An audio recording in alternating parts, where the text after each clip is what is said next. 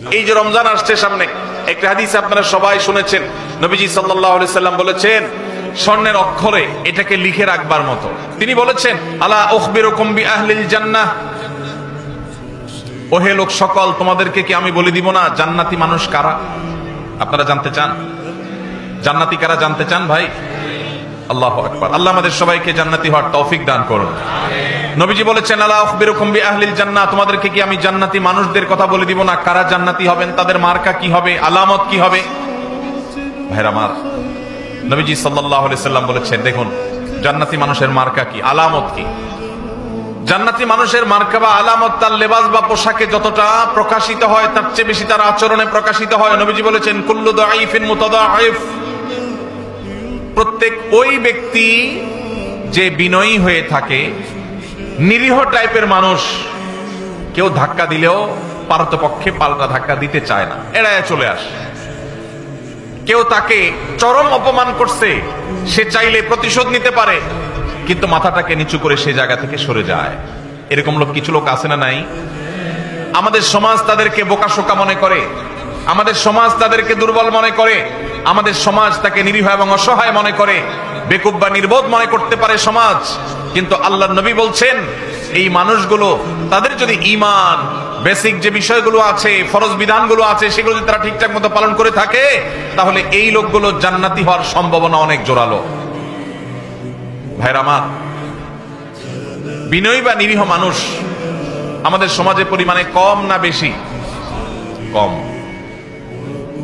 আর এর বিপরীতে একই হাদিসে নবীজি বলেছেন আলা উখবিরুকুম বিআহলিন নার, তোমাদের কি আমি বলে দিব না যে জাহান্নামী কারা হবে, কারা জাহান্নামে যাবে, তাদের মার্কা কি বলে দিব? নবীজি সাল্লাল্লাহু আলাইহি সাল্লামকে যখন বলা হলো হ্যাঁ আল্লাহর রাসূল অবশ্যই বলুন, তখন তিনি বলেছেন কুল্লু উতুল্লিন জাওয়াজিন মুস্তাকবির, গোয়ার কিসিমের মানুষ, ঘাড় মোটা, তেড়া, রূঢ় স্বভাবের, শক্ত প্রকৃতির, দিলের ভিতরে কোনো নরম নাই, কোমলতা নাই, কোনো প্রকার বিনম্রতা নাই, মমতা নাই, যেটাকে বলা হয় শক্ত হৃদয়ের, শক্ত মনের মানুষ আছে না নাই? অহংকারী, তার ভিতরে কোনো বিনয় নাই, সব সময় তেড়া তেড়া কথা বলে, সব সময় গোড়ার মতো গায়ের জোর দেখায়, আছে না নাই? আমাদের দেশে কখনো রাজনৈতিক পাওয়ারে, কখনো টাকার জোরে, কখনো ক্ষমতার জোরে, কখনো বাপ চাচার দাপটে, মামু খালুর দাপটে মানুষ অহংকারী হয়। হয় কি হয় না? আবার অনেক সময় কোনো কারণ ছাড়াও মানুষ অহংকারী হয়। নবীজি সাল্লাল্লাহু আলাইহি সাল্লাম বলেছেন আল্লাহর সবচেয়ে ঘৃণিত মানুষ হলো যে অহংকার করার মতো কিছু নাই, অথচ তারপরও সেও অহংকার করে। আমরা এমন একটা সমাজে বসবাস করছি, একজন প্রাপ্তবয়স্ক মানুষ তো অনেক পরের কথা, ছোট ছোট বাচ্চা কাচ্চাকেও দেখবেন আচরণের মধ্যে এমন পরিমাণ যুদ্ধ যুদ্ধ ভাব, এমন পরিমাণ মার মার কাট কাট ভাব, এমন পরিমাণ অহংকার ভাব, এমন পরিমাণ আপনার সব ভেঙে চুরে শেষ করে ফেলবে এমন ভাব।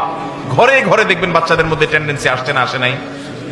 আমরা আমাদের শৈশবে দেখেছি ছোট ছোট পিচ্চি পোলাপান একেবারে চুপচাপ থাকে, আর এখন দেখবেন যে 2-3-4 বছর পোলাপান পর্যন্ত দেখবেন যে চুন থেকে নুন খসলেই ভাঙচুর শুরু, রিয়াক্ট শুরু, ঠিক না ঠিক?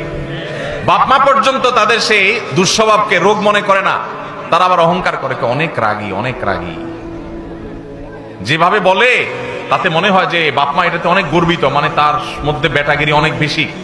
আসলে যে বাচ্চা মোটামুটি রুগী হয়ে রয়েছে নানা কারণে, সেটা বোঝার মতো ক্ষমতা মা বাপের।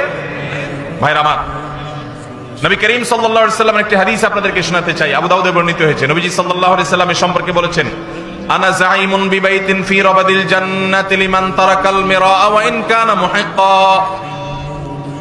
যে ব্যক্তি কোথাও ঝগড়া এড়ায় চলবে। কি এড়ায় চলবে ভাই? ঝগড়া। আপনি বাজারে গেছেন, রিকশা দিয়ে যাচ্ছেন, কারোর সাথে এমন কোন উপলক্ষ তৈরি হলো, একজন রাস্তার মাঝখানে দাঁড়ায় আছে, আপনার রিকশার যতই বেল বাজানো হচ্ছে উনি সরেন না। এরপরে যখন ওনাকে একটু ভালোভাবে বলতে গেছেন, উনি গায়ের দিকে দাঁড়ায় আসছে। আপনি এখন চাইলে তার 5টা কথা শুনাইতে পারেন যে ভাই রাস্তাটা কি আপনার বাপের, অনেক কথাই বলতে পারেন, কিন্তু আপনি দেখছেন যে কথা বলতে গেলে কথা বাড়বে, এবং কথা বাড়লে আমার আখলাক নষ্ট হবে, জবান নষ্ট হবে, মুখ নষ্ট হবে, আমল নষ্ট হবে। এই জন্য আমি নিজে সত্যের উপর আছে, সে অন্যায় করতেছে এটা জানার পরও আমি তার সাথে ঝগড়া না করে মুখটা আরেক দিকে ফিরে আসতে বের হয়ে চলে আসলাম।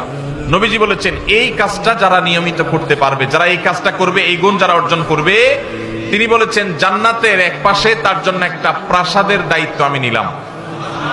আল্লাহু আকবার। আল্লাহ তাআলা আমাদের সবাইকে ঝগড়া বিবাদ এড়াবার তৌফিক দান করুন।